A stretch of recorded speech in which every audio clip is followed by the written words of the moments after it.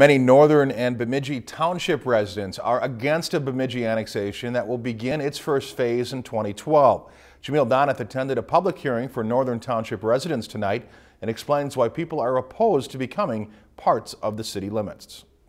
Annexation part of the question. What was supposed to be an informational meeting about Bemidji annexation for Northern Township residents turned into an angry discussion. Planning and zoning for the entire area is a concept that certainly is tough to argue with. Soon, many Bemidji and Northern Township residents will be residents of Bemidji, but not too many people were happy about becoming part of the city limits. They haven't done it yet, but as soon as they do it, then the whole action changes. More than 400 land parcels in the Bemidji and Northern Townships are part of the first of 3 phases in the Bemidji annexation that will take place over the next 15 years. There's parts of Northern and Bemidji Township. The majority of the land is in Bemidji Township, a smaller area in Northern. Becoming a Bemidji resident requires a few changes of services and an eventual increase in taxes.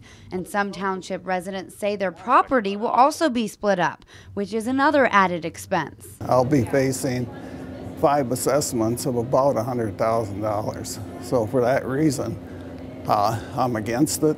Township supervisors and Bemidji leaders say Bemidji has amenities like law enforcement, fire services, and financial assistance programs that townships do not provide. There are benefits and not just higher taxes. So while those opposed to Bemidji moving into their neighborhood say the cons outweigh the pros, Bemidji officials say annexation will happen sooner or later.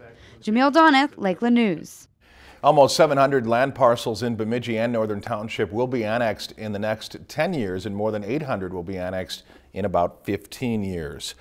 If you've enjoyed this segment of Lakeland News, please consider making a tax-deductible contribution to Lakeland Public Television.